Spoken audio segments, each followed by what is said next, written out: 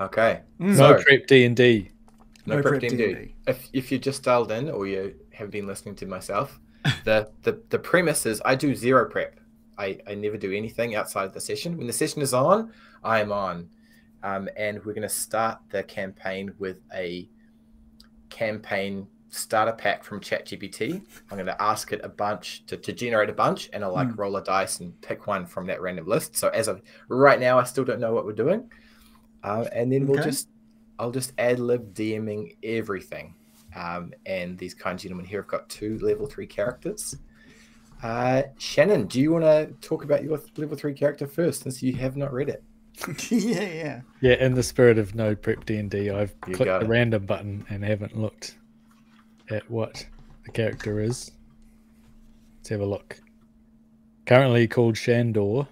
Shandor, okay. But I gave mine a random name as well. Oh, you did? Yeah. Oh, yeah, I should have done that. Okay, I am a level 3 Earth Ganassi wizard. Okay. Awesome. And it looks like my main strengths are Constitution and Intelligence. Oh, that's good for a wizard. That's accurate. Yeah, and I've got a 7 for Charisma. Okay. -2. Okay. What's your AC? 10. Oh. All right, nice and easy to hit. Have you got 12 spare characters set up? I've got 20 HP, so that means I can get hit 20 times. Is that right? That's how it works. Oh, yeah. Make sure as well in your inventory that you're wearing your plate mail or gown or your library anything that you books. may have that might help your AC. Because I just turned mine on, otherwise I would have been 10 as well. Just a moment. What is the character's name again? Shandog. Shanadino. You do your character. I just got to. Oh, you got to do something? Okay.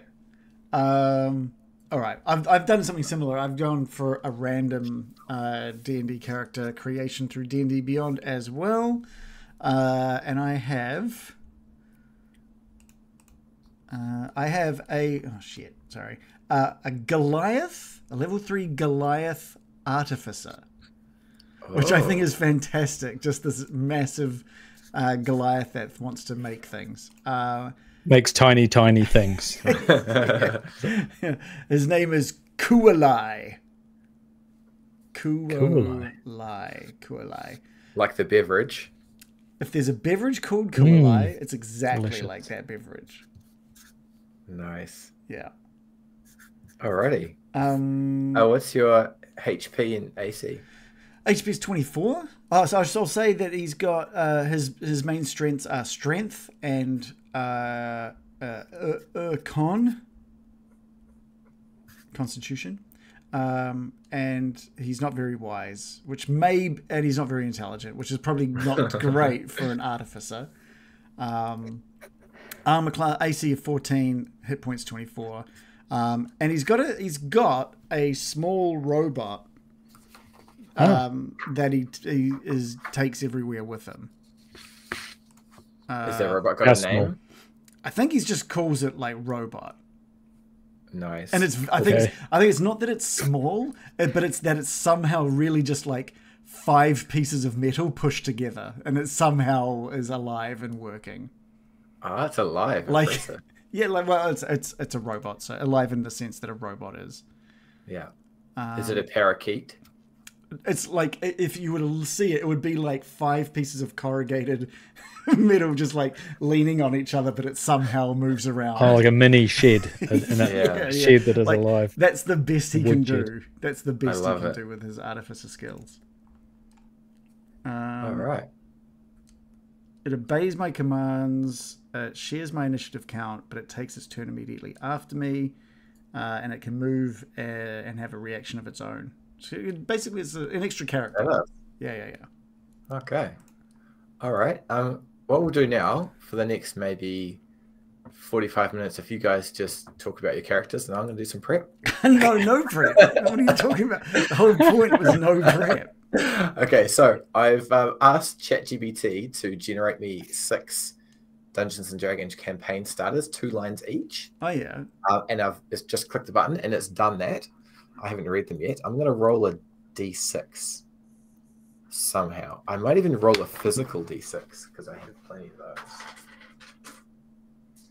And then we'll start the campaign. How's that sound? Okay. Any questions before we start? Well, I don't know exactly how to use my little robot 100%. I've got like 18 uses, and I don't know if that means it gets 18 actions and then it just dies or what. I got no idea. Okay, that's okay. But we'll see. We'll tackle that if you survive. Yeah, I'm assuming that this is going to be either 5 minutes or somehow like 40 sessions. Somehow it'll like expand out to be like one of the campaign starters. You do start in the center of the sun, so unless you guys have solar resistance, it's going to be a quick. I'll have a look. Immune to flames. Do you guys want to know what they all are before I roll? Or you have you made some starting possibilities? I've asked, just as we've been talking, I've asked ChatGPT to generate 6 possible campaign starters, and I'll roll this. And one of them says "start in the center of the sun." I made that up. Okay. If I do roll a 7 on this d6, that's what we're doing. So all right, that's the bonus. All right, so let's read through them. Okay. Number 1 is in the forgotten city of Eldrath. A celestial alignment has awakened an ancient portal, drawing adventurers into a parallel realm where time flows backwards. Can they navigate the temporal twist to prevent a catastrophic event in their world? Let's not get a 1. Number 2 is a cursed artifact known as the Shadow Shard has shattered, scattering its malevolent shards across the land. A shard embeds themselves in the hearts of unsuspecting beings. Darkness spreads. Only a party of chosen heroes can retrieve the shards and restore balance. Restore the shards. The shadow shards. 3, the shadow shards. A floating city of Aileron is threatened by a rift to the elemental plane of chaos, unleashing wild magic that mutates its inhabitants. The party must find the source of the rift and close it before the entire city succumbs to the unpredictable arcane chaos. Ooh, that's juicy. Number 4 is deep in the Underdark. An ancient dwarven stronghold has been rediscovered, but its halls are now infested with otherworldly corruption. As the corruption spreads, the party must delve into the abyssal depths and uncover the source and cleanse the one great dwarven home. What kind of sauce? It's mustard. If it's spicy, I'm out. Number 5, the spectral Isle of Evershade has reappeared after a century-long disappearance, drawing adventurers into the promises of the untold treasures. However, the island is guarded by vengeful spirits, and only those who prove their worthiness can claim the coveted rewards hidden within its ethereal landscapes. And number 6, the mysterious cult now known as the Sable Serpent has arisen, seeking to summon the ancient dragon god and plunge the world into chaos.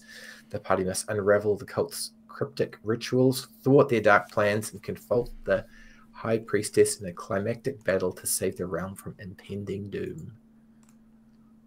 There's a lot of work there, gentlemen. These are quite, you've done a lot of work. Those are all all right, guys. That's formed, aren't they? That's episode 1 wrapped up. Stay tuned for next week. Okay, here we go. First roll of the roll. It's a 3.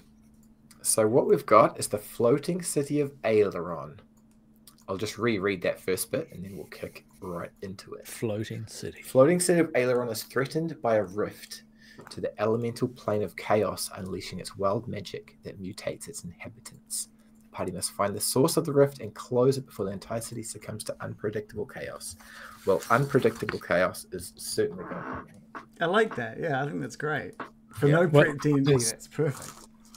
Okay. Does this make mutants? It certainly does. Okay. All right. So, Aileron, floating city. Cool. Okay. So, to start with, young gentlemen, you are in this city of Aileron, and you just start to rub your eyes and you wake up. It's midday and you're under a bridge. You both smell like someone has urinated on you. And you have vivid memories of the previous day not going to plan. And you were beaten up in a brawl. And you're both feeling pretty sore. You had suggested that maybe you should anchor the city and don't worry about the rifts. And the crowd that gathered around you didn't appreciate that sentiment, and you've been battered and bruised. You're now thinking perhaps a different ploy or a different strategy to tackle the city's problems is the way forward. You're a little bit hungry, and there is a strange smell behind the urine smell, which is causing many of the people in the city to panic a little bit. There's been rumors of a rift, but no one that you've spoken to has seen any actual tangible evidence of these rifts yet. Feel free to party on. What was your character's name? Shandog? Shandor. Oh, Shandor. There's a D&D version. All right, gotcha. And you what's that? Kualai. I don't know if Shandor has like a nickname for him. That's cool guy. Cool guy. I think Kualai is enjoying the smells, all of them. He's waking up. Mother, is that breakfast? He says as he's rubbing his eyes, kind of a bit confused as to where he is. And he looks over at Shandor. That's okay. All right. I don't think that went too well. Oh my god, what does that smell? Smells amazing, doesn't it? That smells like I pissed myself. Again. Oh, I think you pissed myself too. You're welcome. All right. As you two are waking up under the bridge, one of the Aileron city constables starts walking over to your direction, and the view on his face isn't a friendly one, and you kind of get the idea that waking up under this bridge where the homeless people of the city gather and the beaten up people get put, he already knows what's going on. So you can see him walking closer to you. You're welcome to. Are there a bunch of other homeless people around us at this? Is it kind of like a slum area under this bridge? This is a single bridge, but it's known to be one of the homeless people popular places. But since you're here, no one else is here. There is some remains of people's prized possessions, like a shopping cart, and some old fruit and some debris. Strangely, a piece of cardboard, which is quite rare in these parts. It was actually this exact piece of cardboard is there right now. No practical value, but sentimental, of course. So yeah. Koali, let's get out of here. Look, there's a cop coming. And you just hear this. Burp, burp, burp, burp, burp. Let's get out of here. Not this. I agree. You know that's why we got beaten up. Yeah. You're a fucking robot. Robot, damn it! And then don't let the cops see it. Alan appears.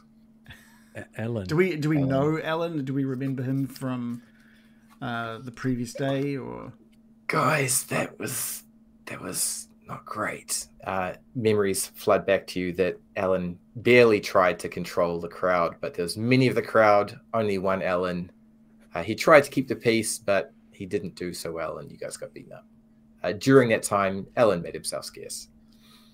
But he's there now, and he's like, guys, I'm sorry. There's been a bit of a misunderstanding, and you guys got physically damaged. Yeah. Oh, thank God. I thought it was a cop, but it's just you. I'm like mostly a cop. Like constable is pretty good. It's pretty good. And I do have these bagels for you guys, and he hands you 2 fresh bagels each. They look to be cooked this morning. They smell amazing, and their smell momentarily overpowers the urine smell nearby.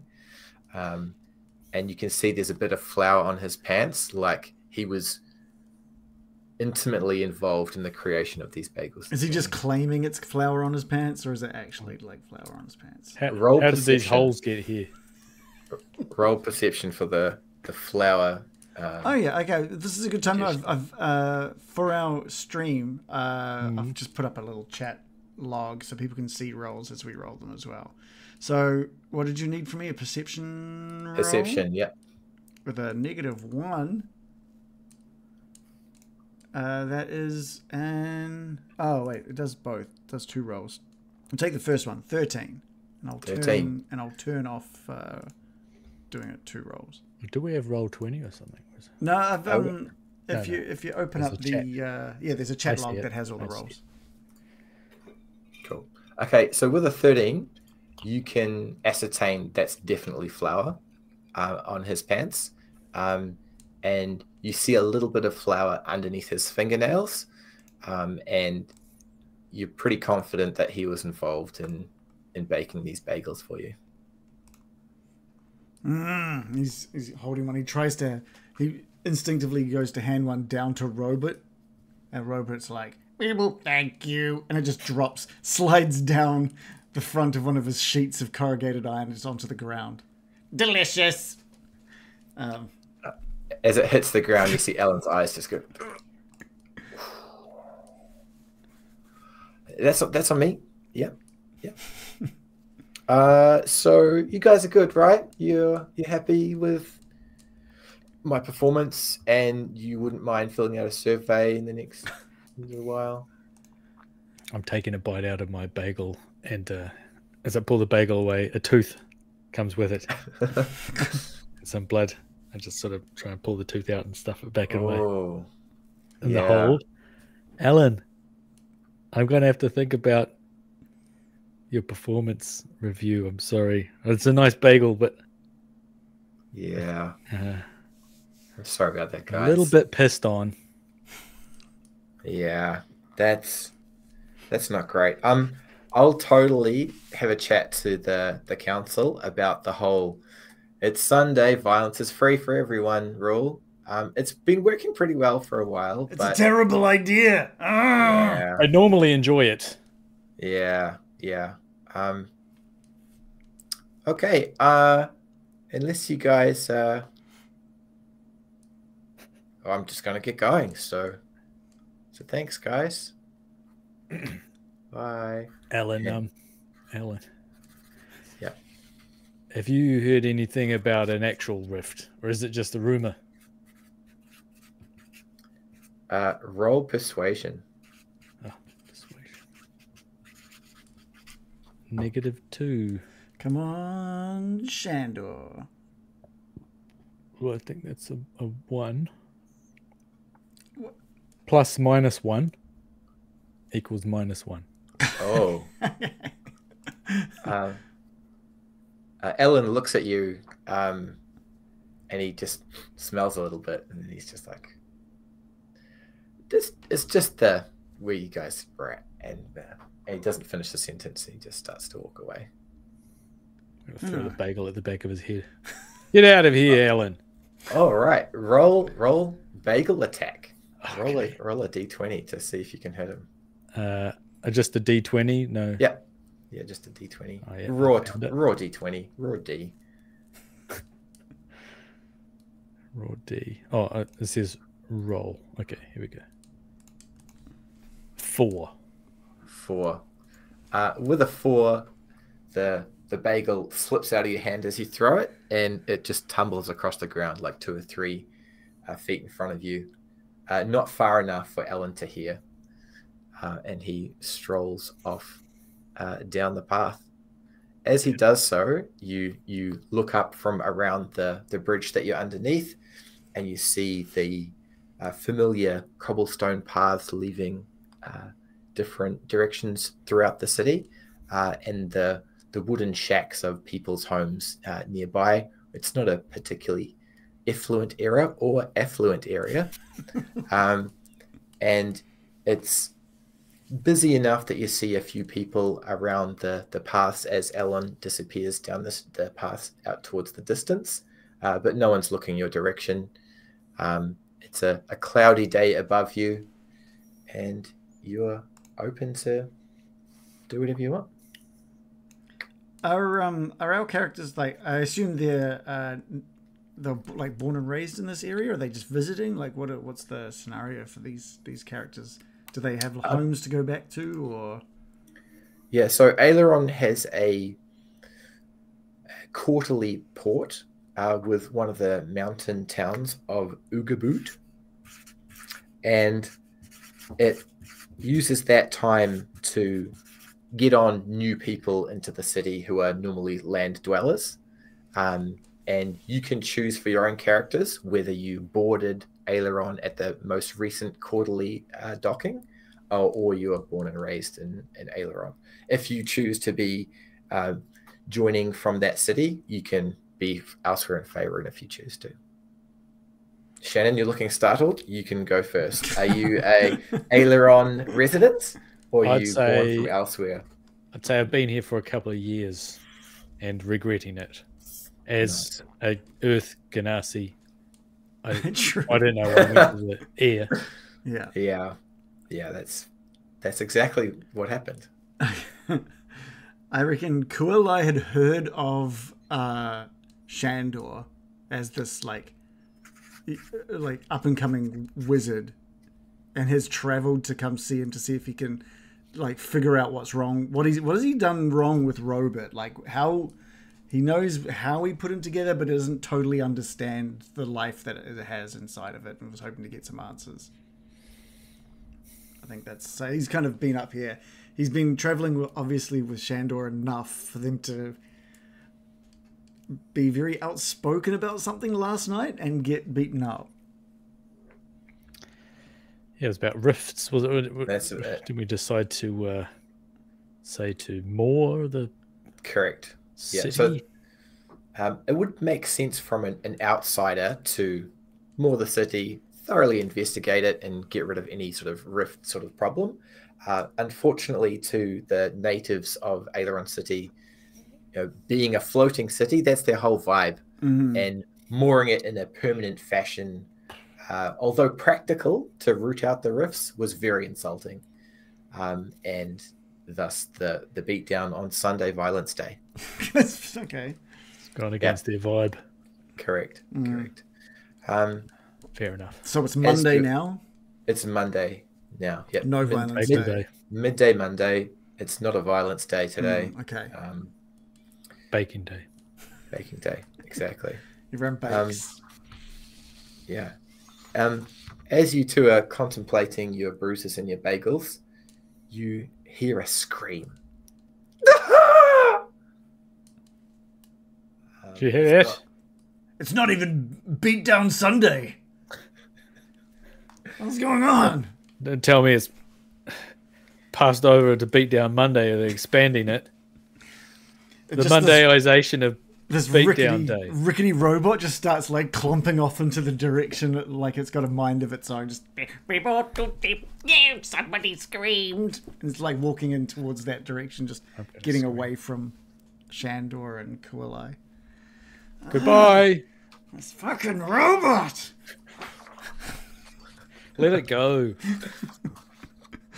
It's grown up now. It has its own life. Alrighty. So there are a few directions which you could go from your current position. With the sound of that scream this is your current position. You're in the bridge, and you've kind of got like a northerly direction. You've got an east and a south, and like a diagonal guy. In between each of these paths is houses. You screams in between each direction. You're not super sure which direction the scream was from, but you think it's north of where you are. Yeah, that's weird. There's houses and stuff are in between these different paths. The Reece pause for you? Oh no, not for me. Internet. It disappeared for me. I'll reload. Okay. Cool.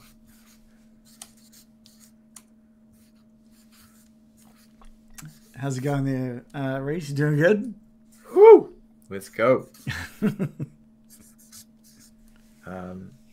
All right, he's back and much smaller. We've got a new HD map that has houses on it now. Oh, I thought there was screams in between each of the roads. That's the direction that you think the scream is coming from. Gotcha. Somewhere north, you can go direct north. You can go northeast. You could go east or west, though that's not where the scream is coming from, you think. Is it like a continuous? Is there like, was it just one short, sharp scream, or is it continuous? Just the sound that you heard. So a brief scream. It sounded emergency related, but there is now silence. Did it sound masculine or feminine, or? You couldn't tell. Okay. The distance that you're guessing it would be from you, like to try and gauge how accurately you could hear it, would be 55 feet. That's 12 meters away. Yeah. Okay. It's just like just there. All right. So what do I see in 12 meters from me? So you have you do have houses in the northern supposed to direction. know how long a foot is. Yeah. It's no prep. Basic measurements. You're not supposed to. No one else knows how to convert them to a meter. Yeah, exactly. So you would expect it's one of the closest houses to you to the north of where you are, but you don't see through the house. It's totally a solid house. I think Kool-Aid is just going to like stretch out some of the aches and pains and bruises from the beatdown, but he's kind of excited, like he's like hunting them down to be like, oh right, yeah, there's one, yeah, oh yeah, another one there, good, all right, and he stretches and he's like follows off after this little robot pal, which is heading north. Okay, due north. Yeah. Come on, Shandor. All right, so I will. Shandor will follow behind. You're now here. Okay, so you walk up the path, and as you round the corner of the first shack, it's made from wood and been repaired a few times. It's mostly watertight from above, but in the vertical wall on the surfaces closest to you, you can see there's a few gaps. You can see that there's movement inside this house. But you can't make out distinct features of anything, but you can see a couple of bodies moving relatively quickly inside. You can hear a bit of scuffling. And the smell, which you smelt from the bridge, is becoming more potent now, and it smells like a mixture between sulfur and sour, something that isn't naturally found anywhere. You think it might be a combination of a few different things, but that's becoming more evident in your nostrils the further you go north. What does that smell? It smells like farts. And what is that? Is it sweet? Maybe a bit sour. Sour. A sour fart.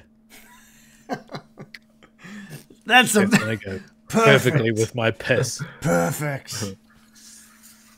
Is this where the scream came from? I have no idea. I'm just going to knock on the door. And it just keeps walking up north. Oh, yeah. He's still going. But yeah. You can knock on a door. Okay. Cool. Hello, is there someone screaming in there? To you, the response of the knock, initially you hear sudden silence, like someone was alerted to the knock and has now stopped what they're doing in a hurry.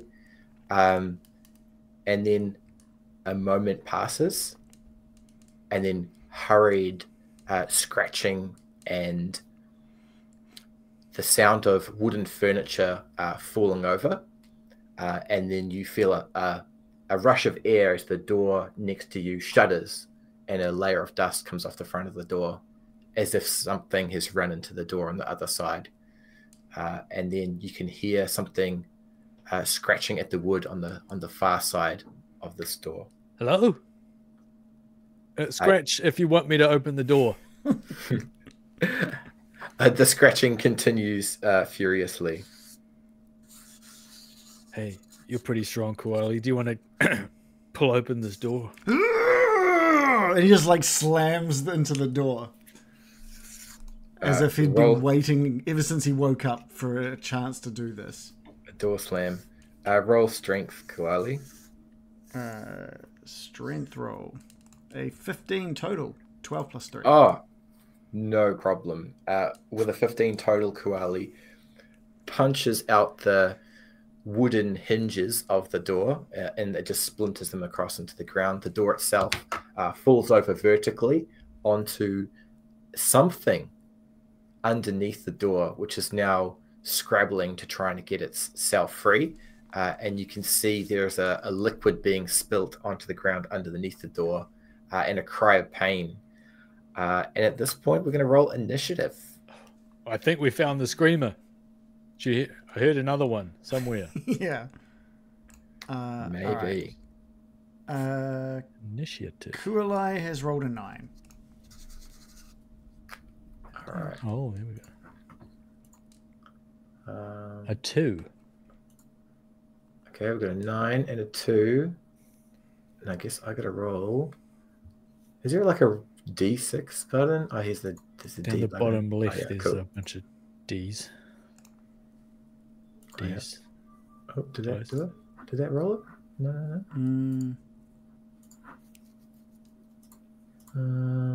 Here's one. And then you go to... How do you roll it? To everyone. Yeah. Oh, yeah, cool. All right, and something rolls a 14. Okay, so this something bursts out from underneath the door. Wait, like that. It works so well. Oh my god, it's invisible. Fantastic. Oh my god. He's got penises for legs.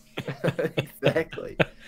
This is a disturbing creature, and his first attack is mind plague, just with how horrid this thing is to behold visually. So you can both roll a Constitution saving throw. Oh. What did I get? A 19, a 17 plus 2. 2 plus 4. Okay. Shandor, he's a wizard. He's meddled with magic and I've seen decks before. He's seen those before. And he shudders a little bit at the sight of this creature. He sees what would be a lower class resident of the city of Aileron, but twisted, as if their physical dimensions had just been stretched like they were silly putty, and they're starting to bleed a little bit. It doesn't look to be like a comfortable transformation. And the penis feet. Those are terrifying. Yeah. Why would they be feet? But his feet look pretty gross. So you shake off that mental attack, Shandor. Unfortunately for Cool Guy, your very questioning of existence rattles through your mind. There's no way this person could be in front of you. And you take 3 psychic damage. Ooh. Your memories in your brain is not adept at witnessing such horror. All right, over to next initiative step person who I totally remember. I think it must be you. Kuolai with a roll Kuolai. of 9. I think he's reeling from seeing what it was and is like freaking out, panicking. I think there's only like, he's not even interested in what sort of state. Is it still partially under this door? It's used its action to escape the confines of the door, and essentially it's in front of you in all its full force. Okay, cool. He's just going to quickly reach for the dagger at his side. He doesn't want to ask any questions or talk to it at all. It's just the psychic damage it's done to him. He's just going to react. So, going to grab his dagger at his side and just charge at it. Cool. It is a total of 8. 3 plus 5. 3 plus 5 for a total of 8. Okay, so as you lunge forward with your dagger, if it was built like a normal creature, Kalderra would have no problem stabbing it right in the center of its midriff. Unfortunately, where its midriff should be is just a draping of its former plaid shirt. So it punctures the plaid shirt, but you retrieve the dagger, and it has suffered no harm.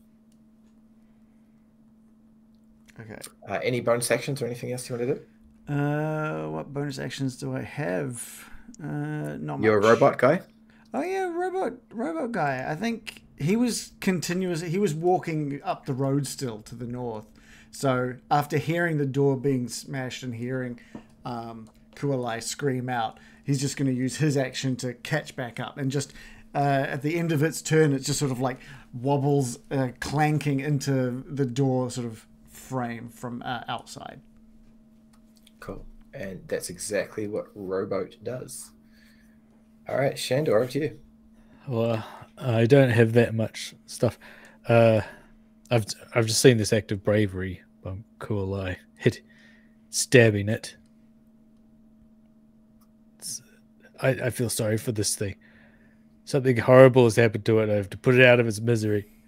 Acid splash. This will make you feel better. Acid splash. How do I cast that? Oh, they must do a dex save of 12. All right. Oh, I can click for self. How do I roll it? Awesome. I have to meet beats 12, yeah? Yes. All right. This creature does not succeed on that roll, and the acid splashes all over it, and it's wiggling when the acid touches its skin, just exacerbates the contact on more of its body. I splash, I hurl a bubble of acid at its face, and it does 4 damage. 4 damage it does. It's looking very unwell and injured by acid all over its face.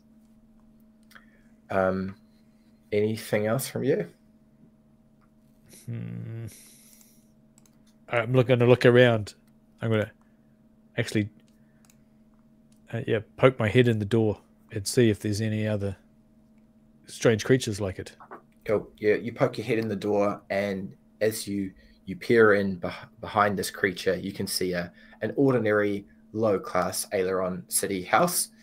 There is a sort of a kitchenette, and there's a pair of bunk beds at the back of this single room, and there's a stack of crates and some personal effects thrown on the floor. There's a table which has been broken, and in the left-hand corner of the room, there is a void where a wall and part of the floor should have been, as if it was just deleted from existence.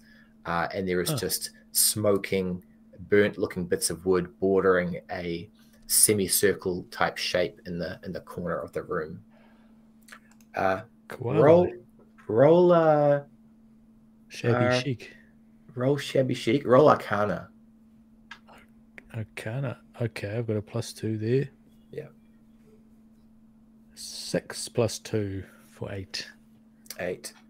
It looks really weird. This is weird. Weird as. Look behind the kitchen island, Koalai. Some sort of He looks over, just like trying to keep one eye. He somehow manages to keep one eye on the guy in front of him while also moving his other eye off to the side to have a look at what's happening over in the kitchen. Cool guy with the wiggly eye. Yeah. Got it. All right. I didn't know you could do that. I didn't know I could do this. This acid-ridden creature dives towards Kualai and goes to grapple him and tries to just like motorboat you with his acidy face. Oh. So roll a strength saving throw. Yeah. 17 plus 3. This creature rolls terribly. As in its eagerness to try and dive at you and get its acidy face on you, it trips on some of the door splinters at its feet, and it lands smack, and its face and jaw impact the cobblestones at your feet, and it is now prone. Over to you, Kualai. He's just gonna like drop an elbow. He's like gonna jump and just do an elbow drop into him. Roll with advantage. Cool. Unarmed strike. I'll roll twice.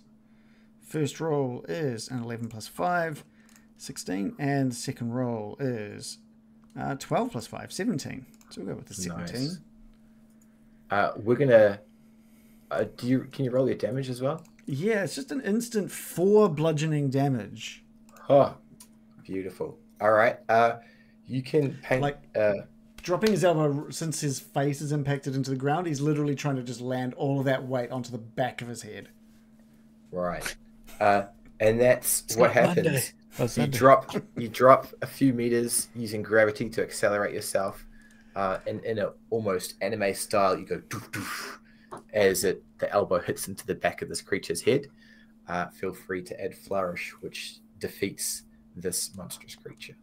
There's 2 impacts. There's the first impact of like his body hitting the ground and his elbow hitting the guy's head, and then the second impact is the elbow hitting the front of the guy's head, also the cobblestone underneath, just like smacking straight through the guy's head.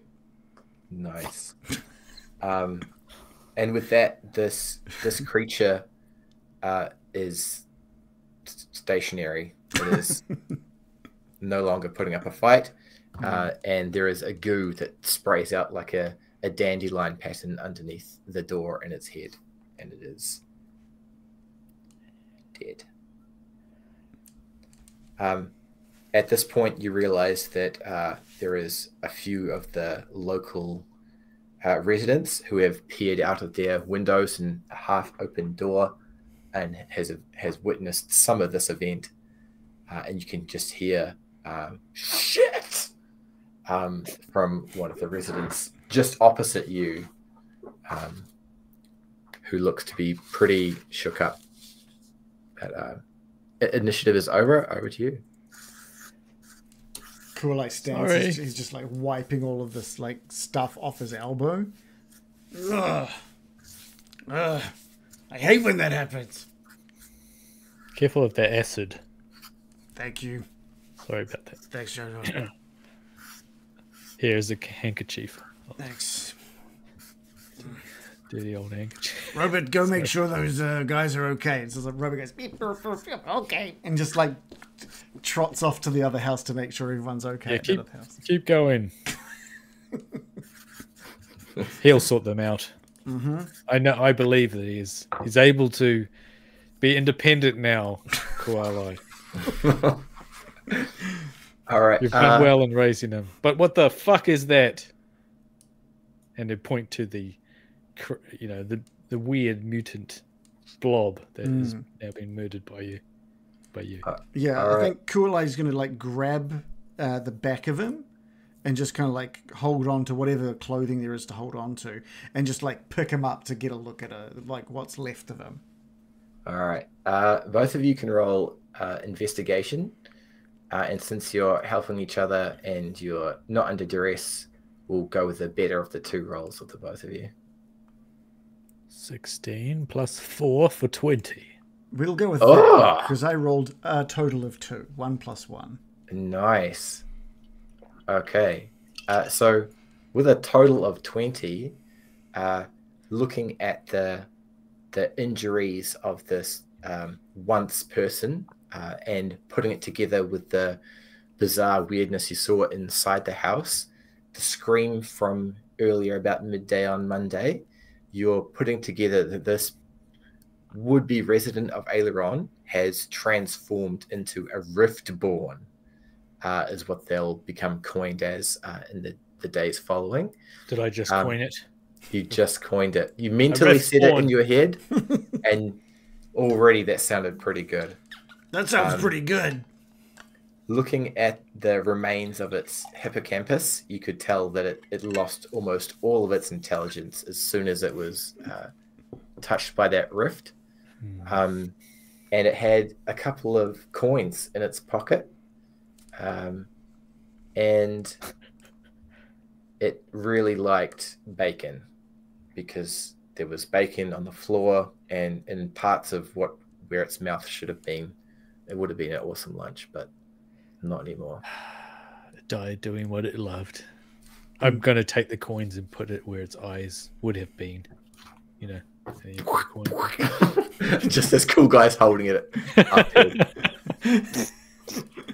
Okay. That's for the ferryman. He gives that what's left of the head like a little pat as he puts him back down on the ground.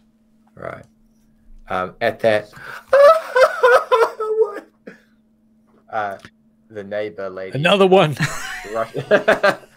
Rushes across the road, and she's like, "What happened? What happened?" And you can pick up that this lady would have been living next door to this would have been person for some time, and she's just teared up,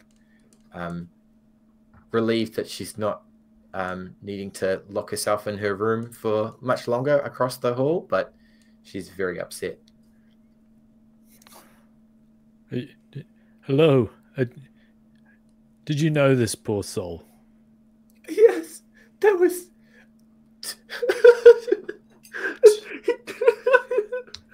roll persuasion. Okay. I will persuade. I have a -2 for persuasion. 13 -2 for 11. Nice. That was Zondo. He was he was a bit of a bastard, really. But, Zondo. But you know, no, actually, yeah, he was a bastard. I didn't like him, but I mean, look, did he have any of my money left? Like he owed me rent. Oh, you were his landlord. Of course. Oh. Of course I was. And she takes the coins out of his eyes. and quite dramatically and quickly leaves back into her house. And I still have eyelashes stuck to them. Yeah. Complete eyelids. And you can hear it shunk, shunk, as a couple of metal locks shut on her door. Cool, I was like just left frazzled from the speed of which this woman's come in and just taking the gold pieces that he was going to take as they were going to leave. So it's just she's good. I don't think that was his landlord. I don't know what that was. I am. I'm totally the landlady. Well, tale as old as time. Now, what the fuck is that? And I point to the deleted space, the hole in space and time. Or yeah, are you guys going to enter the room, or are you going to look from outside? Or yeah. Cool, I would be in there for sure. Cool. All right, you both walk into the room. You smell that sourness and something otherworldly quite prominently now, and being closer to that area of deletion, or where you imagine something that warped space-time would have been, you can see burnt pieces of everything touching where this almost semicircle space missing from what would have been there, and there's a powdery residue at the bottom of where this vacant area is. Could be ash. Flour? Not sure. Could be bagel flour. Kualai's just going to like track his finger through that powder and sort of like get some up on his finger to try and like see if he can smell it or even give it a little taste. What does it taste like? Yeah. Alrighty. Roll sleight of hand, Kualai. There's 11 plus 2, 13. So as you touch this powder, it immediately starts to eat into your finger. Ah, fuck! He's just wiping. And with a 13, you manage to flick the majority of it off your finger before it interacts with too much more. And as you see that little powder drop onto the rug in the room, it starts to change the color in the rug quite quickly and looks to be damaging the rug. Oh, damn it! He just starts like pacing around the room. Shut! I'm gonna hand you my other piss-soaked handkerchief. It's like an instant like numbing of that pain, but it's like a different sharp little as the piss soaks into the finger. That should neutralize it. As this is a sour, it's probably a base, and then you've got the acidic piss. The piss hanky is almost the perfect antidote. It always is. You don't lose any health, but your finger isn't going to be your preferred finger for a while. Like, when you do stuff, you're like, yeah, right index finger, that's my guy. Now, not so much. Not so much. Left index finger is looking pretty good right now. Well, I'm not going to put my finger or any other appendage into that powder. But what do you think it is, Kualai? This powder. Can I just use like my intelligence to see if I can figure out what it could be? Yeah, roll intelligence. A 15 plus 1, 16. Okay, with a 16, looking at this powder, you can determine that it's something from this world. It's not otherworldly. It's not related to the rift and the area that had been sort of broken apart by whatever that was. It looked to be potentially something that would have been where it was, but had then landed on the floor. And so you're not sure exactly what sort of chemical or substance it was, but it didn't seem related to this otherworldliness that seems to be going on. Huh. Yeah, I don't think it was baking powder. Huh. Maybe it was some sort of drain cleaner. Plumbing problems, perhaps. What about this rift? This is what we've been hearing about, and a rift born was created from it. Yes, I remember that. You think a rift farted some powder into the floor? I didn't know about the powder, but it made that Zondo character very strange and insane. Here's a crazy idea, but I think it's a good one. Why don't we try sending Roboto into the void once and for all? Because he's not made of flesh and bone like us. He should be able to transport himself into there and find out what's on the other side.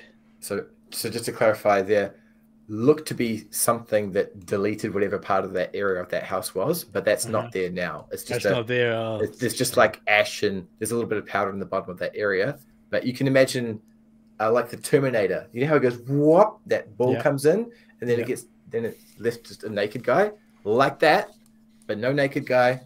Left a Zondo. Just Zondo, yeah. But you can still totally stand the robot in there if you want to. I'm starting to think you don't like my robot. What gave you that idea? We've been through a lot. I made that with my own hands. It was skill that took me months. Yes, I know. He's good in a fight. And you've done a fine job. You did a fine job, and now it's time. Sometimes, if you heard the saying, if you love something, let it go. Go away. And if it loves you too, it will come back. Otherwise, you know. Look, I'll keep him away from you, okay? I get it. No, I don't want to give that impression that I don't like him. What? No, I think you've made I think you've made yourself very clear, Shandor. I get it. No. He is kind of annoying. I love him. I love that guy. I just want him to experience the world. Well, that's why I brought him here to Aileron. Yes, he's definitely experienced things. As you guys are chatting, you can hear some feet running up the cobblestones outside, and your best mate Alan appears. Fuck. And he's like, "Oh, guys, I got to use." Oh, Alan, look, I know it's not Beatdown Sunday anymore. I know. This guy was a freak. You guys again? Like, come on. He puts his truncheon back into his belt, a little disappointed, like. And you can see Bethan behind him now, pointing into the room. Alan, I'd like to report a robbery. Someone has stolen 2 coins from Diazondo here. What do you mean? Yeah, go on. He had 2 coins on him, and someone came up, someone that looks a little bit like you, and I point to Bethan behind him and say, took 2 coins from this poor man. Roll intimidation. Oh, intimidation. Okay. Who am I intimidating? Intimidating Bethan. Oh, yeah. Bethan. I got a -2 for intimidation. A 2 -2 was 0. 0. At this, Bethan looks down her nose at you, and she's like, lifts her chin a little bit just to get a bit more nose angle as she's looking down at you. She's like, Alan, you know who these 2 are. You know how much their word is worth. I'm going now, but I told you, the rifts are real. And Ellen listens to Bethan like she's been talking to him over many years, and you can see Ellen like, yeah, okay, yeah, cool, I understand. Damn you. And you think that he's not on your side of the argument, but you're welcome to talk to him. You're never on our side, Ellen. I'm starting to think you are the one that pissed on us underneath that bridge, Ellen.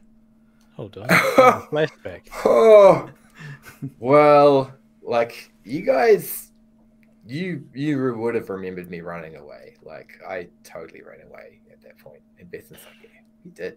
Ellen, look, I'm fast on my feet. I got to do what my talents dictate. And running in. Anyway, I didn't come here to investigate a robbery of 2 gold coins. Who cares? Heaps of us are dying around the city, and the council's like, we got to stop these things. You 2 have been the first to remedy this, and you can see him trying to describe what this creature is, and he hasn't quite got a good word for it.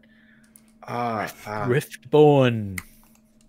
That's what they're called. Riftborn. See, Shandor, I knew you guys would be able to help us out. What? Read a book. Just a quick thank you to Ryufu Silverlight for rating us with a party of 5. Thank you so much for that. But yeah, Alan, read a goddamn book. Well, yeah. Anywho, you 2. Born from the Rift, Alan. Rift born. What don't Rift you get? Babies. Oh, yeah. I love that. Riftborn. Yeah, Riftborn. And you can see Alan mentally put that into his memory with a strange movement of his hands. Like, Riftborn comes out. Riftborn. Yeah. Cool. Anyway, you guys, you need to come with me to the council. You are easily the most qualified people we've got to tackle this Riftborn threat. Not me. So the council, city council, the city council of Aileron. How big is Aileron? Just like population wise. Yeah, in the past little while we've been going about the city, you would say that there's maybe about 5,000 people in the city. we've got some lower decile areas like where you are now. It's not very as affluent. Just getting an appointment with the council is pretty impressive. It's not something that you would have done in the time that you've been here, and even if you'd wanted to, it would have been hard. So the fact that he's offering this up, you didn't have to go through all the paperwork, which you know exists, but didn't bother attempting to try, is pretty dramatic. And at the word council appointment, Bethan is shocked. That is literally a picture of her face. She's almost a little insulted. Get back inside, Bethan! Don't worry, we won't forget the little people, Bethan. You've made a good choice there, Alan. We're moving up in the world, Koala. This is just the start. Alan's pretty happy with you commenting on him. He got a compliment on a Monday, which is way earlier in the week than he's used to getting compliments. Insult Monday. Exactly. So at this, Bethan storms off.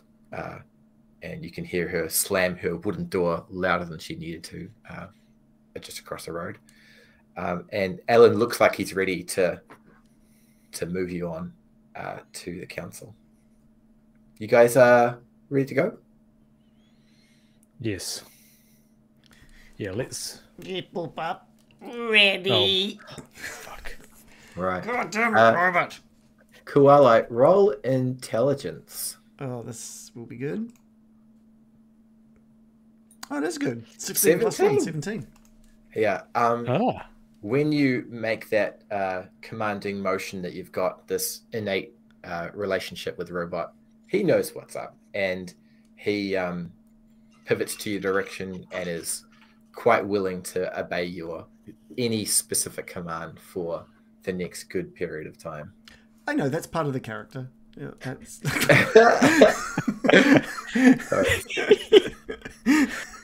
Okay, so you're now here in the city, just outside the house where you fought the Riftborn, and Alan starts to walk out, and he's walking down towards the west through the different parts of the city, and he's walking at a pace where you can tell he's keen to get where he's going. He's not wanting to spend any more time in this part of town than he needs to, or there's a time pressure, you're not sure, and he's walking. So how are you guys? Really needs to go to the bathroom. I'll just try and keep up with him.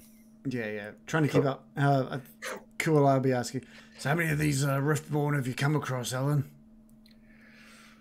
Roll persuasion. Persuasion? He doesn't want to talk about it, huh? It's a 1 + 1, 2. Okay. Look, Koala, I appreciate you. How many? And he grabs him. How many?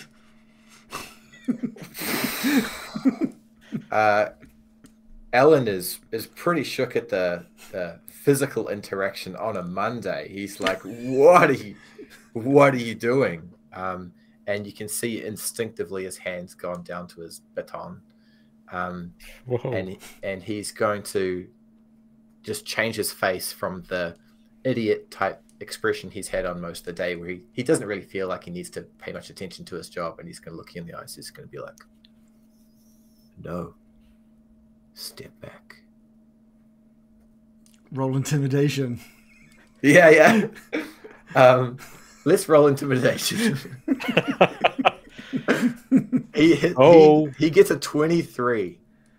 I think Kualai kind of is still, he's got a bit of that adrenaline from having just elbow dropped someone to death. He's still got like that excitement in his Goliath kind of like physique. It's still running through him, and he just lets go of Alan and kind of like pats him down to straighten out his clothing. I'm sorry, Alan. It's been one hell of a morning so far. Alan, I'm sorry about that. And he just kind of grabs Alan's hand and tries to move his hand away from the truncheon, but still trying to like, I'm sorry, Alan.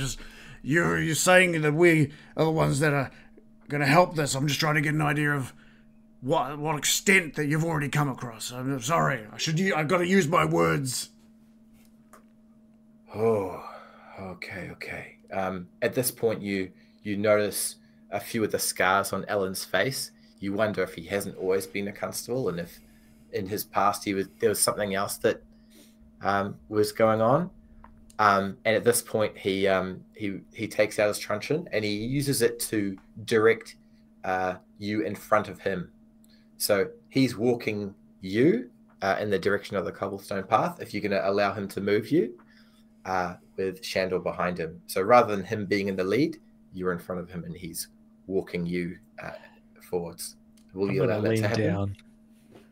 No. Well, what kind of physique does Ellen have? To describe Ellen a bit more to me, because like Kualai is like 7'2", right? He's a big, solid dude, covered in tattoos, wearing some decent scale mail on him. Okay. What does it? What is? All right. So Ellen is 5'8". He is mid to sort of light build. How old is he? Is he kind of he looks to be about 40. Mm-hmm.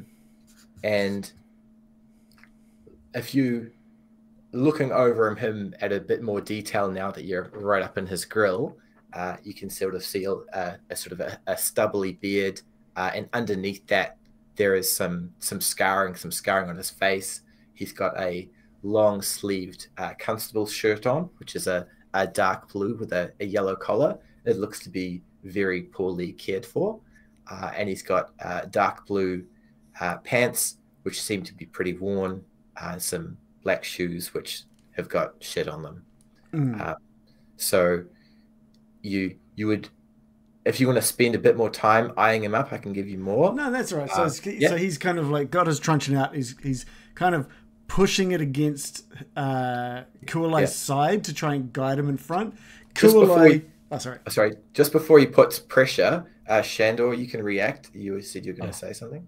I was just leaning down to Robert and I'm saying, Robert, can you talk to Kualai? He's being rather aggressive. But I can do. I can talk in multitudes of different languages. People... I didn't know you could do that, Robert. Kualai just feels the pressure of the baton like on his side, and he just like folds his arms in front of him. He says, "I've said sorry. I've apologized. You're not going to walk me through this place. All right. Let's just get going." Roll persuasion with advantage. First roll was not good with a 1+1, and the second one is a 6+1 with a 7. Oh, all right. So Ellen isn't happy that you physicaled him, and he takes a lot of shit from the local people, and he doesn't mind. It's all verbal, but as soon as it touches him physically, that casts him back a bit to a time he doesn't want to recall, and he's like, I knew you were trouble, but Shandor vouched for you, but shit. All right. You get a free shot. He's looking at the size of you, and Shandor punches him. Yeah? Punches Kualai. Oh, punches Kualai. Okay, roll to... But not to actually do any damage, just look like it's going to like really knock him. Okay. And I'll just be like, chill out. Yeah. So not for damage? Not for damage, but to look very effective. I'm not strong at all. Okay. At that dramatic outburst from Shandor, Ellen he's confused and angry. He's like, guys, like, we're walking up the bloody street. Like, come on. Look, I just want to get to the council, okay? This is my one chance to talk to the big guys. I was just trying to get information. I was just trying to help. This is always just so hard for... I understand. There's a lot going on. We just saw a mutant man and someone stole money from him. Okay, guys, we've wasted it. And he just starts to jog up the street. If you follow his jog, you can hear the rest of his sentence. Yes. All right. We've wasted enough time. Come on, we can be dicks afterwards. And he jogs his way up the street. there's probably about 300 feet of cobblestone path in front of you, and unless you want to do anything else, he'll jog the whole way. I'll jog, but I'll puff. Yeah, I'm jogging along. Cool. All right, the three of you make it to the end of the cobblestone path, and it opens out into a bit of a town square. It has a fountain and some markets, and it looks like a sombrero from the air, but you're not in the air, so you don't know that. You can assume though. And you can see, the marketplace is pretty busy with people selling vegetables, tacos, and tacos that are ready for Taco Tuesday tomorrow. And okay, come on guys, up this way. Alan takes a turn towards the north, and he starts climbing up the cobblestone steps, and these steps head up towards the wealthier district of Aileron, and you can see maybe 500-foot path in front of you with the houses and shops progressively getting more market as you go, and he'll continue to jog the whole 500 feet unless you... Oh my god, we should have got a luba. That's what they're called, isn't it? A luba? A luba. I'm starting to become a little more aware of my piss stench. I'll be honest. Yeah, it's getting worse. I don't know how that's getting worse. It's just mixing with sweat. Oh, okay. Yeah, but you're doubling down. I mean, you could if you could. No more. You could blame it. With the talk of piss, Ellen tries to do like a quick hop step just to get a little bit further out in front of you. And the three and a half of you make your way all the way up the steps at the end of this cobblestone path. And at the top of the steps, Ellen stops for a breather. Okay, all right. You guys got to be on your best behavior. You can't smell like this. Just like you can't. down a robot. Behave. We're going to go to the tailor, and you're going to change. And then we're going to go to the council as soon as you're ready. So don't muck around. Go into the tailor. Okay. Tell him I sent you. Get changed. Wipe your face, and then we're going to head straight into the council. All right? I'm going to make sure. Thank you for paying for this. I run off to the tailor. Okay. Cool. You totally know where the tailor is from where you are. This isn't a part of town that you'd frequent, but you know it. There's a nice big tailoring sign in front of you. Oh, yeah. It's maybe 30 feet from where you are. You can totally gap it to there. And Ellen is just stuttering in relation to where the gold is going to come from for We'll be right back. Threads. Sorry again, Ellen. I'll be right back. As you leave audible range, you can hear Alan stomping his feet and just cursing to himself. For a freaking Monday! All right, you arrive at the tailor's, and there's a wooden door with a sort of a glass window in the top half of the door with a little bell in the front. And inside you can see there is a tailor there doing tailoring. And you're welcome to open the door or just stand at the door or whatever you want to do. Yes, I walk in. Ding, ding, ding. Hello, tailor. Good sir. We've been sent by Alan. He said he has a tab here. And he would like us to have 2 fine suits made up as we have a special meeting with the council. And we currently have fallen on piss-soaked times. It is not our normal state. We want to be restored to our goodly state. You see a man in his 60s sitting at a wooden bench, and he moves his head back a little bit as you approach with your wafty urinic smell. He's not super happy about. Don't worry, it's not ours. Shop. The smell. Yeah. Yeah. I don't think so, anyway. Alan, Constable Allen. Yeah. Like, Big A. We've got a meeting with the council. You guys. And he's just going to start to choff to himself as if he would have no thinking that you two getting an invite to see the council would be actually practical.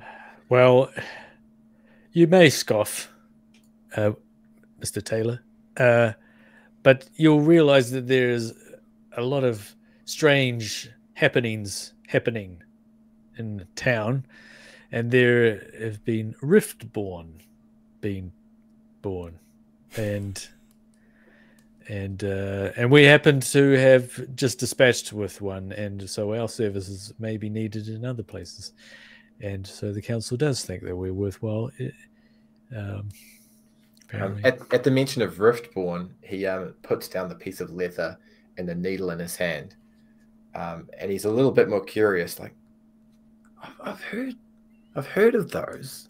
Like, yeah, is that smell from them? Like, is that real? Yes.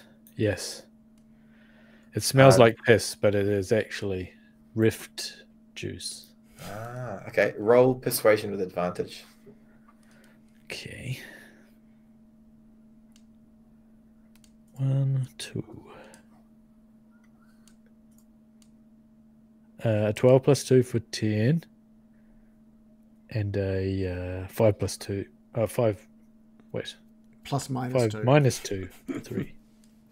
You got a 3 and a 10? Yes. Okay. He's still a little bit unsure, but he knows the implications of making someone late for the council. So he stands up from his desk and he motions over to a wooden door in the back. Go out back. There's a bucket in the water. Just one. Smell. And yeah, there's one. Like one Taylor, there's one bucket. And, not that bucket, the other bucket. Yes. Because the smell works. So there's 2 buckets. Well, one Taylor, 2 buckets. That's wow. Yes. Well, you guys come see me after the council appointment. Hey, come on! You can't make the council late. Yes. And he hurries you out the back door. And as he closes the door behind you, he moves towards the front of the shop, and you can hear the little bell dingle as he's standing now in the front of the shop. As you enter the rear room of the tailor, you can see one bucket which is used for hand washing and so on. And there's another bucket with old leather scraps in it and offcuts of material and older clothes and rags and that sort of thing. The smaller hand washing bucket is smaller and has liquid in it. The other bucket is quite bigger and it's got a bunch of his supplies in it. It's got leather in it. Yeah. But which is which? Are you going to wash yourself with leather? Okay, I clean myself up. Cool. And Koala, are you going to clean yourself up? I'm going to wait for Shandor to finish off and then get to cleaning as well. All right. Roll performance for how well you clean yourself. Okay. I've got a -2 for performance. So there we go. This is key rolls. 12 minus 2. And an 8 plus 1 for a 9. All right. Both of you do a hurried job of getting cleaned up. You know that you're going to see the council today, and you're pretty amped about it. So you don't get in between your fingers or behind the folds of your ears, but the vast majority is piss gone. Balls. Yeah. And then you return to the central tailoring shop room, just in your undergarments, where you see Dekoff there. Dekoff always is ready to serve the council.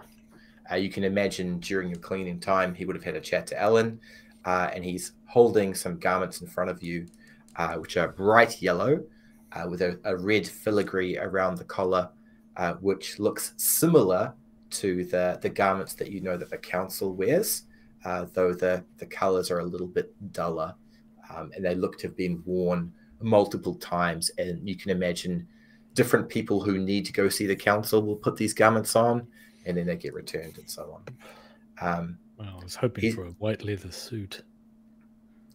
That would be stupid. Like, you got to wear the council garb. Anyway, he gives one to you, Shandor, and then he goes through a couple of garments to try and find one for you, Kualai.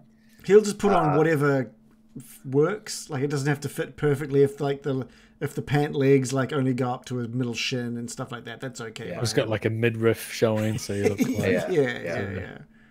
showing a little bit of waist. Some of the more wealthy part of Aileron are quite portly folk, so that the top half of your garment's looking pretty good, but your legs are showing those sweet Goliath ankles. And amazing calves, just like rock hard calves. Yeah, he's actually pretty impressed with those calves. Yeah. And do you have like a little hat or a bow tie or something that I can chuck on Robert here? Yes. To make him presentable as well. Oh. Hey, we're just trying to make the council happy. Like, this thing is a pet, right? Like, I'm not sure if these going to... Whoa. It's a sentient being. Dekoth's going to look at Robot in the eyes and... Are you a sentient Very hard being? to find the eyes of Robot. You're looking at him and it is like just 5 or 6 pieces of corrugated iron that seem to be slammed and bent together to form a form. But as you get closer, it goes... I am Robert. It's been a Monday. And he goes up the back, and he can hear him rustling around trying to find something. This would be good, you know. If he looks good, he might be able to get a job and sort of maybe move into his own place, you know, earn some money. 5 minutes pass, and the rustling is slowing down a little bit. At this point, Ellen opens the door. Come on, we've got to go. And you see the rear door open a little bit, and then Dekoth close the door. Is there are there suits or clothing items just in this area of in the store? shop? Yeah, there totally is. Yeah. Are you just going to grab something and tear off a strip and make a little bow tie and quickly put it around Robert's sort of head where the head might be? Right. The shaft. The sound of thanks to cough fabric bursts the back door open, and Dekoth runs out, and he's got a pair of scissors in his hand. He can't believe that you would do something to his clothing. We've got to go. No need for scissors. We've already sorted it. And he's gonna roll an attack on Cooler Guy. He's going to attack. He's going to attack a 7'2" Goliath. And he in front of Ellen. Misses wildly. Being a 60-year-old tailor, his skills at scissor fighting is very poor. Kualai just grabs the wrist of this old man as he flails the attack. What are you doing?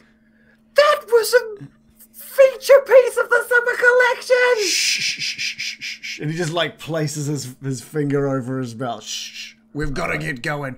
Thank you. Put it on Ellen's tab. We're out of here. You can see Dekoth look at Ellen with a look that could kill a field of orphans. It's a very bad look. And Ellen's looking increasingly uncomfortable. Okay, let's go. And he drags you outside. Dekoth continues to yell and wail as the door jingles shut with a bell. And you make off down the cobblestone path further up the stairs. Quick pause. Do you guys need a break? Yeah, I might just grab a top up of water, but other than that, I'm good. I'll be back in some seconds. Cool. Okay, and we solve the case. And you fall off the city and die. We're murdered by a tailor. Yeah. What a way to go. I wonder if he would like sign his name like Zorro, but Dickoff. You know, maybe that's the thing. With the scissors, and it'd be double because you have your open scissors and then Dickoff. Tailoring scissors are doubly sharp, right? Yes. Like they can cut leather and like chain mail and human flesh, no problem. Yeah. Yeah, so it would be painless at least. So sharp that it didn't hurt, but it would like cut the nerve so accurately there would be no pain. Only loss of. And then he'd make a suit out of our skin. Yes. Because we didn't see his freaky behind the freaky curtain. Yeah. There was more than one door there. The other one was just human cadavers. Hung up, skinless in a drying room. Yeah, like that's the winter collection. Oh, yeah. Whereas winter collection, you could use it, everyone's hair. Oh, that's a good idea. Yeah.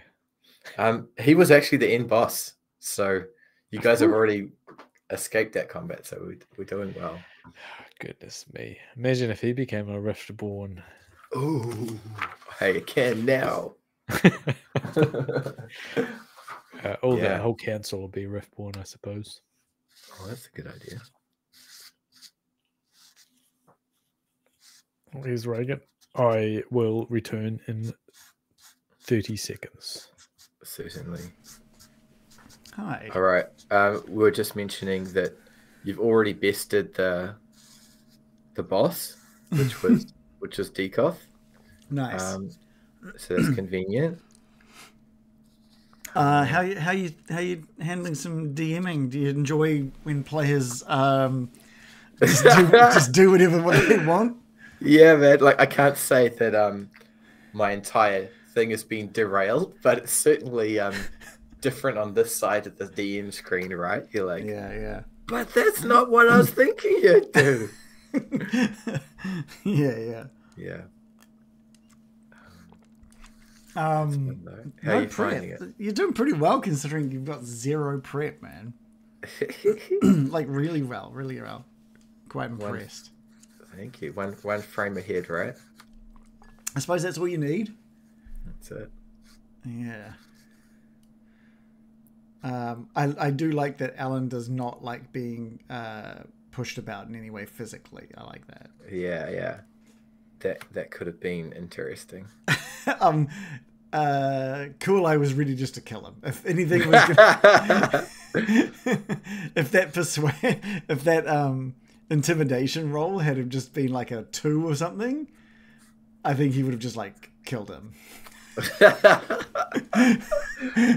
Amazing. Yeah.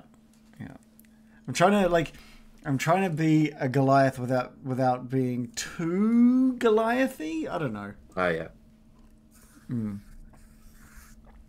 So it'd be quite fun to have like a Goliath that says absolutely nothing but grunts, but has a robot that does all this sort of talking for him. Like a C-3PO creature. Yeah, but it'd have to be far less annoying. Like I specifically made this one a bit more annoying. Yeah. Well, what if it only spoke like R2-D2? Yeah, just really long sentences though. Just for ages. Just the beeps and the words. Yeah. All right. Okay, so you two continue to jog up the cobblestones. Lots of jogging. Heaps of jogging. And you see the sort of upper class citizens of Aileron looking quite shocked to see you two walk past. They know to them it isn't a jog. Oh, right. They recognize that council appointment attire, and as you go past them, you can hear some gossiping as to what this could be about. These people know that you don't live in the upper, part of Aileron, and some of them are sneering at you. Some of them are, looking surprised. If you want to stop and chat, you can, or Alan is going to continue running this time as he gets a little bit closer to the council buildings, which you can see in front of you now. There's a few of the larger buildings have sort of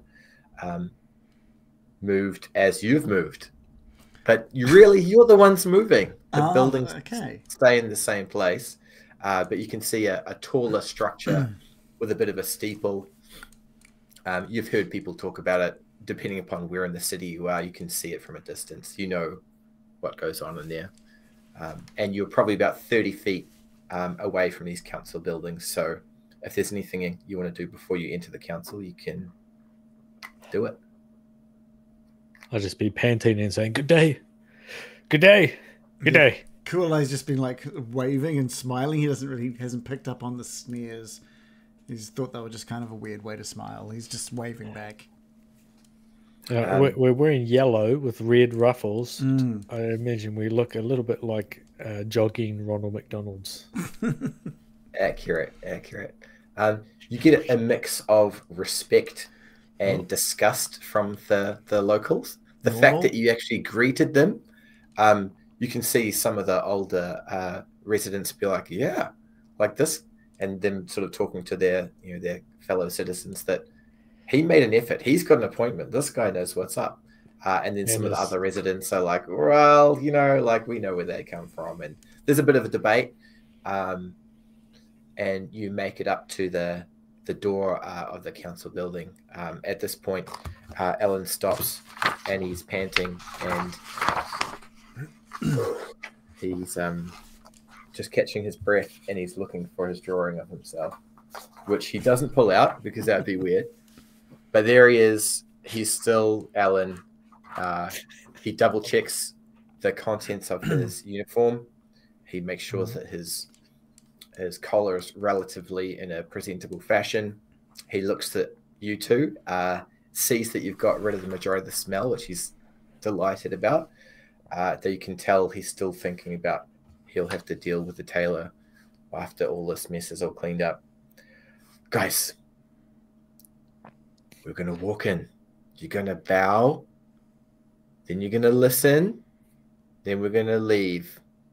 Any questions? Shut up. Don't ask questions. Any questions? You can ask me questions, but don't ask them questions. Bow. How much of a bow?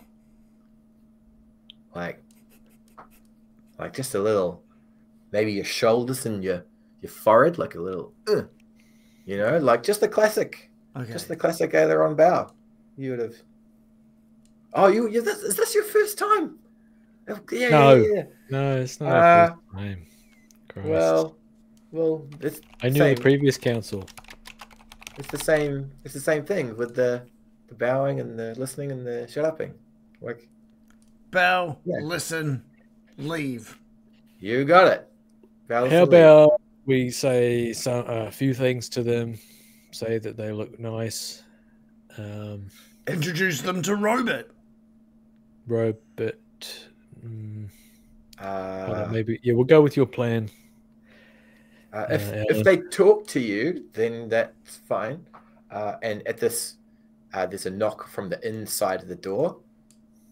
Alan is a little bit shook. You can tell that he thought he had a bit more time. He runs over to the door and he opens it just a crack. And you can hear a bit of whispering between himself and someone on the other side of the door. He then puts his keyboard away and he opens the door fully. And you can see the council chamber in front of you. And he motions you both to walk in. As the doors both open, you can tell that someone from inside the chamber has opened the doors. They open into the building. You can see a couple of hands on either side. So you can ascertain there's two doormen on either side of the large doors. The inside of the council chambers has got a polished cobblestone floor, which resembles the cobblestone path throughout Aileron, but polished to almost shine. The walls of the building look to be ceramic with paintings of the city, notable previous councilmen, and some writing in a font you're not familiar with. And after maybe maybe distance of about 60 feet, you can see there's a couple of very tall chairs, and you can see the councilman there. You can see the councilman. We've got Cylon and Upcack. You would have known these names. They've been talked about throughout town and the local gossip, and we've got the leading members of the council there. They look to be wrapped in a stupid amount of material. You can't see arms or legs. They're just all wrapped up, which is the ceremonial garb of Aileron. They're looking quite concerned, and they just wait as you approach. Alan walks up to about midway. He does this little half bow and then looks to the pair of you. Bow. I bow. I bow as well. He puts his hands up next to his head and bows kind of his head and hands forward to what he thinks is a traditional manner. Is that how you do it? Yes, I do it too. Greetings, your council.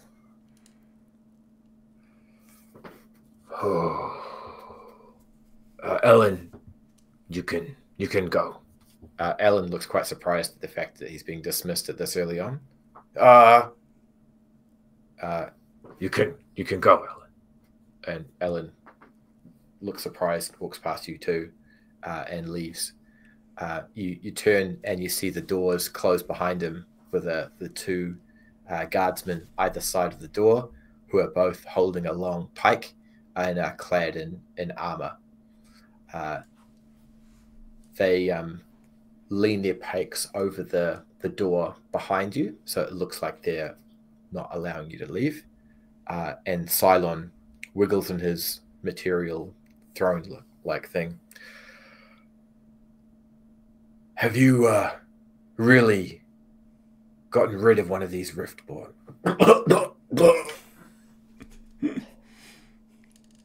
Yes, your council. Certainly didn't even stand a goddamn chance with us around. Yes. Right. And are you also the victims of a beating?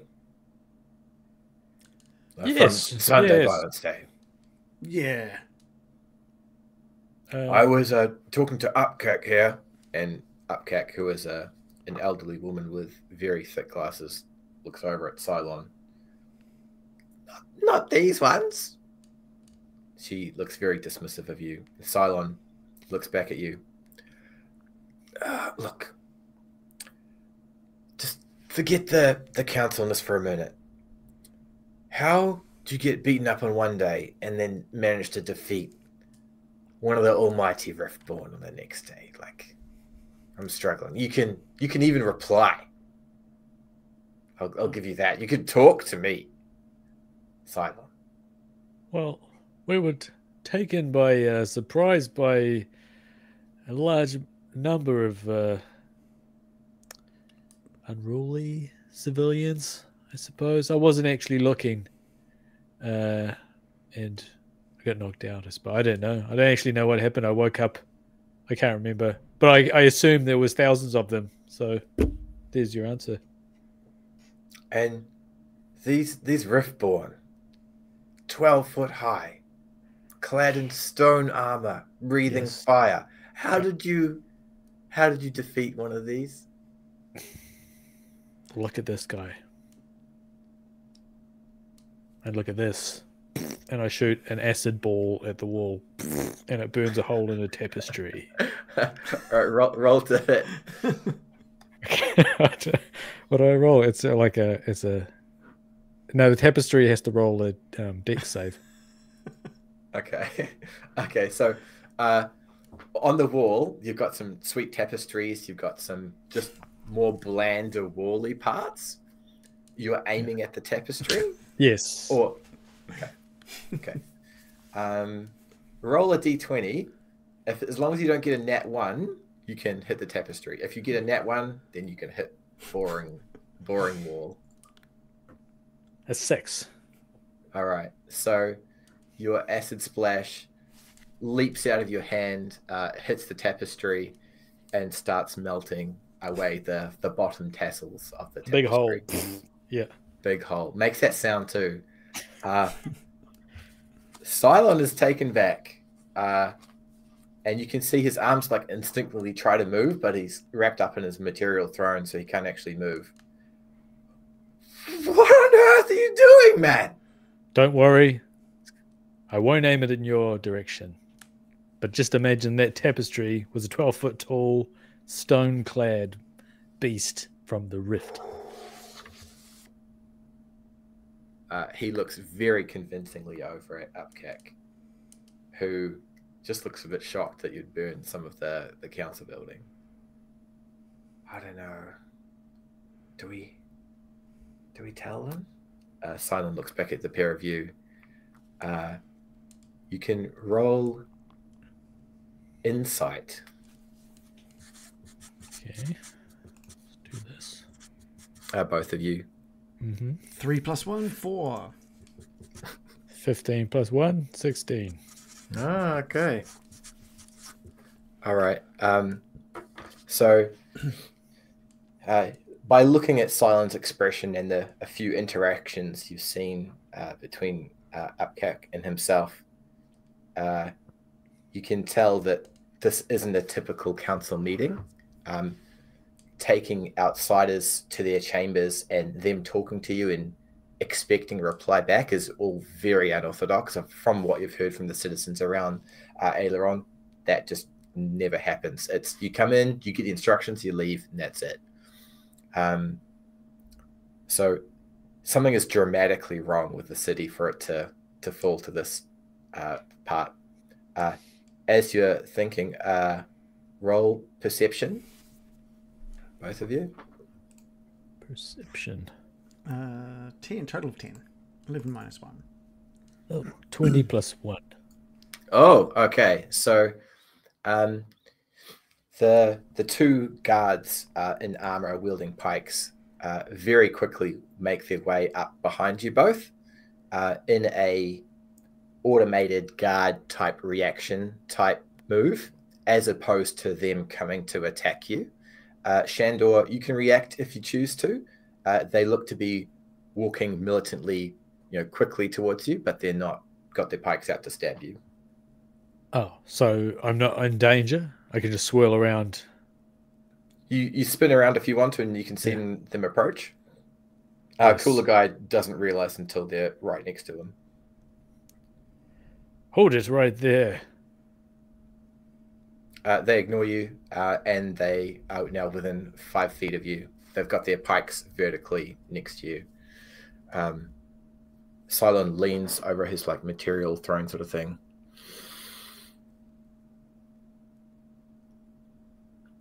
Okay. Upkick does one more attempt to try and persuade him that these aren't the pair that they've been hoping for. Let them do the test. At least let them do the test. Cylon looks over at Upkick again. We do the test. And he nods at the guards who return back to their posts. And as they leave, you notice they've left 2 small scrolls on the ground, either side of you at your feet. And Cylon nods and sort of motions at the scrolls towards both of you. He's trying to encourage you to pick them up, but he's not saying words to do that. I think he wants us to pick them up. Let's pick it up. Okay, I'll pick up this one. Yeah, we'll pick this up. All right. Roll sleight of hand, both of you. Okay. 15. 13 + 2. 18. All right. You go to pick up the scrolls, and as your fingers close around them, it doesn't feel like there's anything there, and your hands close onto your thumb on the other side, and at that point, the scroll is in your hand. So for a second, you don't realize that was an issue, but both Cylon and Upkick look at you. They got them. They picked them up. Like it was some dramatic event. Silent's looking pretty chuffed with himself, and he looks back to Upkeck and be like, see, these will do fine. Take the scrolls. Follow their words. Save the city. We have 28 days before we can next dock, and we can save whoever's left. So, we're going to leave it to you both. We're not going to tell anyone else in the city this has happened, because a riot would just only cause more deaths. Since you've been able to take the ancient scrolls on your first attempt, we know that you understand the gravity of the situation. And Upkeck looks over to you.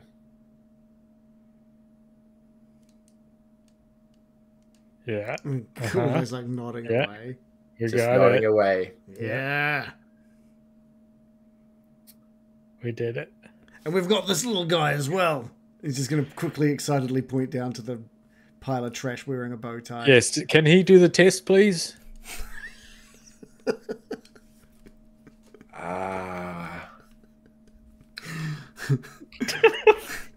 Upkeck's going to wiggle a bit closer to Ceylon. So they're going to whisper to each No, he other. doesn't have to do the test. He's fine. It's like he just goes wherever we go, he goes. He does. Roll persuasion, cooler guy. It's a total of 5. All right. So after a bit of debate between them, and you can hear them sort of quoting historical council law to each other in this rare event, which rule would overrule another rule. And with a satisfying breath, Upkeck looks at you and is like, no. I mean, I'll just make another one. It's quite easy. What? She nods her head slightly, and the two guards knock their spears on the floor, and they pull the doors open, and you can feel a cool breeze coming in from outside.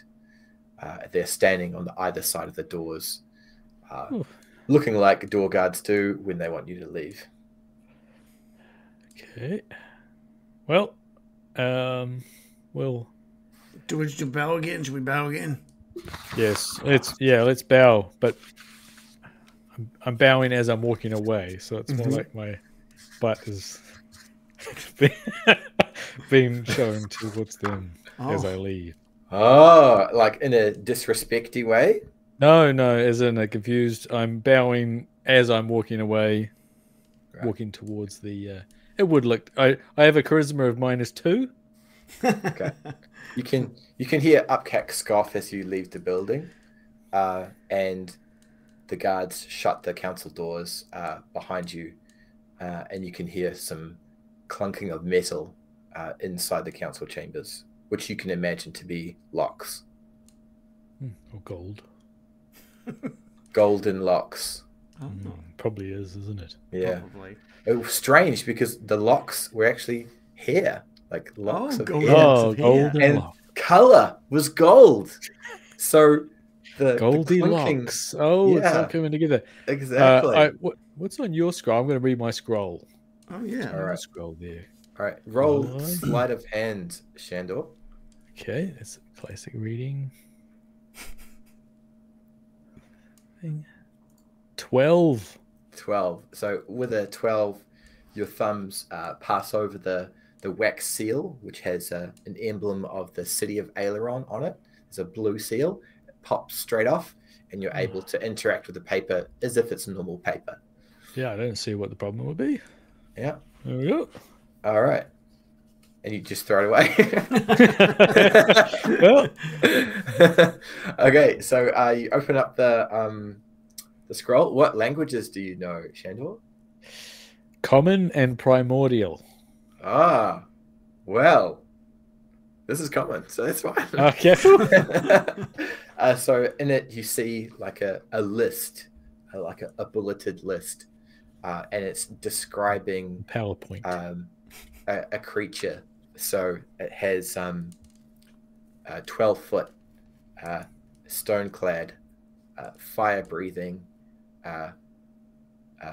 born from the rift, and at that your mind's like, yeah, Riftborn, like nailed it. Yes. And there are a few other words which describe a certain characteristic of what you imagine is an intimidating creature, and it's very to the point, just a small section describing a given characteristic, and you're picturing what was causing awe in the voice of Cylon when he was describing it before.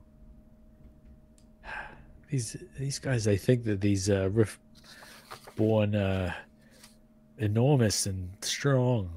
Let's have a look formidable. at my let's have a look at my scroll. See if they match up. See if they're the same thing. Yeah. What's your one say? Roll sleight of hand, cooler guy. Let's just get this back out of my pocket with a roll of 1. Added +2 modifier 3 here. As I can't find this fucking thing anywhere in my pockets. I swear I put it in my pocket. Gotta be in there. I didn't even know you had pockets. Oh, the clothing that they've put us in has pockets. After about a minute of pocket checking, you eventually find the scroll, and then you go to pop the familiar seal, and your thumb goes straight through the seal, as if it's not there. No. Koala, like this. The thumb. No. Shandor opens the seal. No, I wasn't going to do it. I was just showing. I was just like this. Like, yeah, you If can I'm interact doing with that, your it's seal. going straight through. I don't get it. Something's weird about what do you mean this. it's going right through you? You got a Look at slippery what thumb. is happening. My whole hand is going through this thing. All right, roll a d20, cooler guy. What do you mean your hand's going through it? 11. 11. All right, so after 11 seconds of your thumb just quickly going through this, like it's not interacting with anything, you manage to open it up, and on the pop of the scroll, you get a nice paper cut all the way down your thumb. Damn it! I'm not having any luck with these anything today. Come on, through it. It's gonna bleed for the next 24 hours, regardless. Regardless of trying to cloth it. Super deep, just as like right to the bone. God. Yeah. Paper cuts are the worst too. Ooh. Yeah, so you haven't lost HP, but if you try and do something with that hand, you've got your rift index finger and you've got your cut thumb, so that might be a thing, perhaps. Okay. And Just you look dripping down, blood everywhere. yeah, and you look down upon the scroll, and there's a diagram and some text at the bottom. This text is more ornate. What languages do you know, cooler guy? Common, Giant, and Zemnian. Zemnian. Wow, it's Really not is, Zemnian like at all. It's from Baldur's Gate, supposedly. Oh, okay, very good. Yeah. Okay, so you look at the text at the bottom, and you can roll intelligence for me. Oh dear. 9 total. 9 total. You know it's not a language that you know, and you know it's either Dwarvish or Elvish or one of those other types of creatures in Faerun, which are relatively common, but it's not what you know, and you're not sure which exactly one it is. There's maybe 3 or 4 paragraphs of text written there. And on the diagram at the top, you can see a picture of what you imagine is Aileron City, from above with the different quadrants of the different parts of town. And there's a few circled sections and a few arrows as if someone had been using this sort of map for a purpose, which you currently can't distinguish. And at the bottom of the parchment, you can see lots of skulls drawn across the bottom. Shandor, are you looking at this too? Yeah. You're showing it off. Roll intelligence, Shandor. Mostly worried about your thumb. It's still bleeding. I can't believe it. It's getting everywhere. Here we go. 17 plus 2. Nice. So you don't know this language either, but you know it's Elvish, and you know what is trying to be conveyed on this diagram is then conveyed with the impact of if this doesn't occur, and all the little skulls are indicating death of the occupants of Aileron City. So you've got the Aileron City diagrams, a few arrows, a bunch of decks, and then heaps of skulls, like heaps of skulls, almost indicating as if everyone on Aileron City could die. So it's the city with skulls. And what was it? So diagram of a city, Yep. a few poignant pictures to the diagram, like arrows and circles and stuff, talking about different parts of the city. A bunch of text which you can't read, but you know is Elvish. And at the bottom, there's lots of drawings of little skulls. Yeah. And you can use your wit to interpret that whatever's trying to happen on the page is a something. And if you can't do the thing, lots of skulls. Lots of Yes, so it does look like there's pointing to parts of the city here.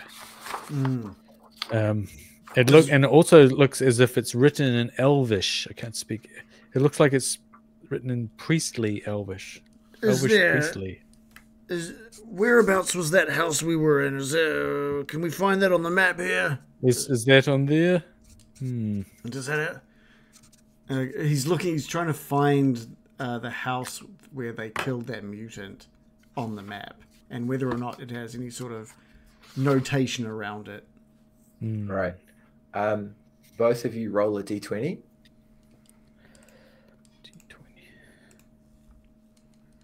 A 2. Oh, A 10. that's very interesting. Ooh. Because with that roll, it is 10 o'clock. It's no prep D&D. Nice. Well done, gentlemen. I figured I'd just pause for a second and see where you guys are at and stuff.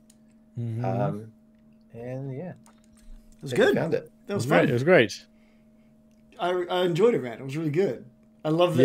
Yeah. I don't know how it's really funny. As my DM style, I don't know if I could do what you just did. So Yeah, I think you did awesome. very well. I think you did amazingly, considering I just thank don't think you. I could DM like that at all. I'd be freaking out the whole time. I think where I'll get unstuck is if I ever have to refer to anything ever again. Oh, yeah. Abalon, the police guy. Yeah. Yeah. And the drawings were great too. And Quickfire. Yeah, that was fantastic. And, yeah. Thank you. I figured I wasn't going to figure out Roll20 or any of that sort of stuff. So You don't need it, mate. That was great. That kind of showed me how much I've been relying on Roll20, and you don't really need to. That was cool. Thank you, gentlemen. Did you want to continue on, or should we just say they walked off and did I'm invested, so Yeah. Yeah, I think it was really great. I'll be into finding out. All right, let's do another one. Same bat channel. Perfect. So, yeah, Drop Shadow in the chat. By the way, hello, Drop Shadow. It's been a long time since I haven't seen you around for a while. He says, "Good job, Reece." I agree. I thought it was awesome. And Han KM, who has popped up a little bit throughout the night as well, said, "Hope he's not. They're not getting the wrong impression, but I also really enjoy the theater of mind approach." Yeah, normally we have like full-on Roll20 maps and tokens and a whole bunch of sort of like, I don't know, extra stuff going on. But I really liked that. This was good. I feel like I used my mind way more, which was good. To kind of just picture it and be there in the moment. So I really enjoyed it. Yeah. How about you, Shannon? This is probably. No, I agree. You've done a bit more of this kind of play style, eh Shannon? Well, yeah, when we do Call of Cthulhu, it's mostly that. It will just have like a room or something, but you don't really need to refer to it that much, do you? Yeah, that's true. But yeah, it's good. Cool, team. Yeah, awesome. What's your thoughts on next session? Should I keep no prepping, or should I just prep now since it started? Or No prep. No prep D&D. Yeah, no prep D&D. All right. Don't even think about it. Don't think about it. You might need to do another GPT prompt or something, you know, yeah, end off in another angle or like solidify it or something. I don't know. That's a good idea. I wonder if you could like give it a quick recap of what happened. Be like, oh well, in ChatGPT, be like, we took the fourth one, and this is what happened. Can you give me like an idea of like 5 starting directions for the next session? Yeah, let's do that. And just maybe that would work. It might not. Yeah. Yeah, or you could like say you've got this Constable Allen, and what does he do? I don't know. Yeah. Or like you've got this great robot that can. Great robot. By the way, I didn't just bring that up out of nowhere. It's literally part of his character sheet. It's as part of him as it is would be like a shield or something. So it's I know. It's just like I was like, oh god, everyone wants to remove Robot away. No, I hope you know that I've got a -2 charisma. I got a 7 charisma. Gotcha. Perfect. Yeah. Nice. Cool. All right, we'll be back at the same time next week then, yeah? If you're let's keen, do that. Reece. Yeah, man. Let's go. Okay, good. We may or may not have Joe join us next week as well. Oh, that'd be awesome. That'd be great. She said she wanted to. Last minute, she was like, "Oh, I should have said yes to it." And I'm like, "You totally can. Just quickly make a character in D&D Beyond." To do the character, it literally is one button. I know, it was amazing. It was so good. Good. So I'll try and talk her into it for like next week. Yeah, sure. Yeah. It's no prep, so anytime is time, right? Yeah. Even partway through. Yeah, totally. Exactly. You've done it. Do it now. Yeah. Right, Joe, get on. Yeah. We'll get off, but you know. yeah. Drop Shadow says yes as well. So okay, I'll talk her into it for next week. Next week, I reckon. Nice and chill. Cool. All right, thanks everybody. Thanks for watching, and thanks Reece for DMing that with zero prep. That was like I said, it was amazing. Thank you so much. Thank you, team. I really like this logo I invented just a second ago. It's a question mark and a sword and a foot. Yes. And just as we're saying goodnight, we got raided by a party of 4 from Rollstream. Thank you, but we're saying goodnight. So thank you for anyway. But see everybody. Thanks, team. Bye. Bye. Bye-bye.